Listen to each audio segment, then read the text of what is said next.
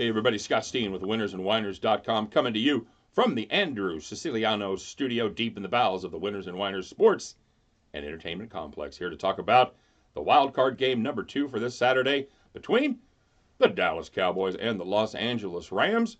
As always, everybody, don't forget to like and subscribe to our page. Give me your comments, what you're playing on as far as this game goes and all the other games.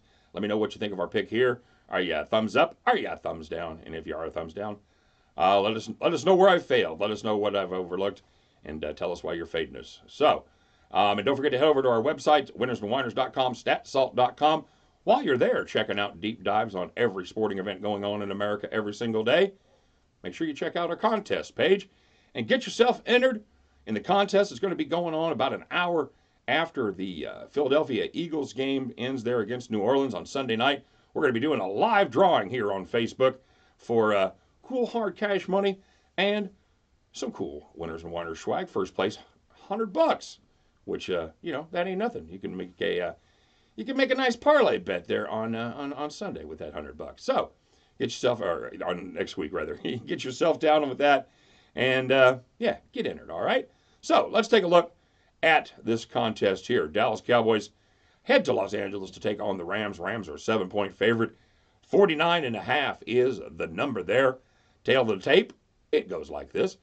Dallas Cowboys 11-6 straight up on the season, 8-7-2 against the number, and just 8 overs versus 9 unders. The Rams, on the other hand, 13-3 straight up, 7-7-2 against the spread, and the under has hit 8 times in their 16 games versus just 7 overs and 1 push.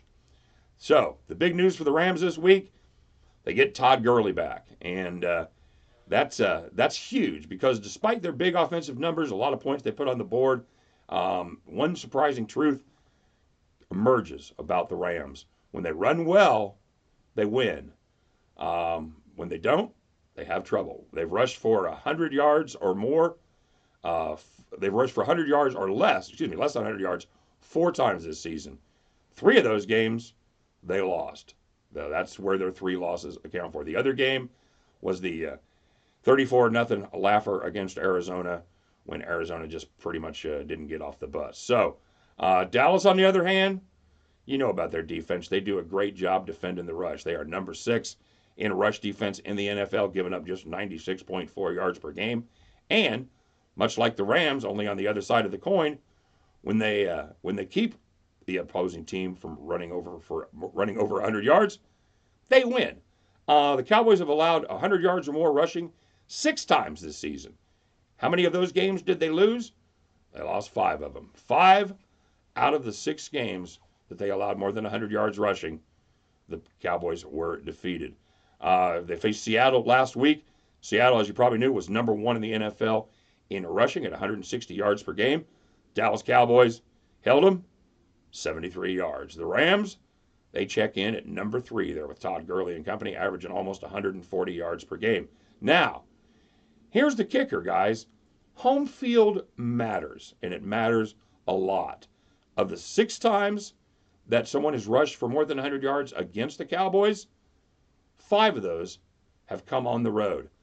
Why is that? Why does that matter? Well, it's very simple. When you're at home and you're on defense, the crowd's going nuts. When the crowd's going nuts, the offense has to operate on a silent count, hand signals, some kind of non-verbal signal. That gives the defense the opportunity to keep an eye on the play clock and to time the snap much better, to give them just that extra split second that they need to make a difference. And they don't have that advantage when they're on the road. And of course, this week, Cowboys defense is going to be on the road. When we flip it around, I think pretty familiar with some of the weapons that the Cowboys have. Dallas is a pretty fine rushing team. However, the Rams, they no bueno when it comes to defending the rush. They are last in the NFL at yards per carry. They give up 5.1 yards per carry, and that's not good. But here's the problem. All right, Dallas is going to be able to run the ball. They're going to be able to run the ball a little bit. Zeke does his thing. The Rams don't do a great job of stopping the run. But what the Rams do better than anybody that's left in the playoffs is they get after the passer. All right, they are the highest rated team as far as quarterback pressures. 53% of the time, the opposing quarterback drops back. The Rams have got pressure up in their face. And Dallas, no team left in the playoffs allows pressure more often than the Cowboys. Dak is running for his life 37% of the times that he drops back to throw the ball.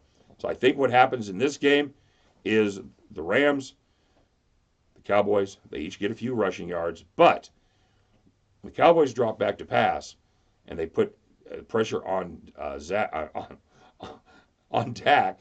I'm combining him and Zeke. When they put pressure on Dak, two bad things happen. Either he rushes his passes and throws bad balls, either incomplete or worse yet, intercepted, or he gets sacked. Either of those alternatives, except for the interception, obviously, puts them behind the chains. That is where Dallas does not want to be. This is not an offense that is built to be behind the chains. It is not an offense that's built to come back in a game, especially on the road. I think Los Angeles puts steady, consistent pressure on Dallas. I think they probably outscore them, maybe an average of about 3 points a quarter. I think the Rams ultimately pull away at the end. They wear down that Dallas defense and have their way with them in the fourth quarter and pull away for a comfortable lead, a comfortable win. I like the Rams minus a 7 at home against the Dallas Cowboys. So join me. Get your money down on those Rams. At the end of that contest, you and I, we're going to be heading back to the window. Take care, everybody. Good luck. We'll see you tomorrow.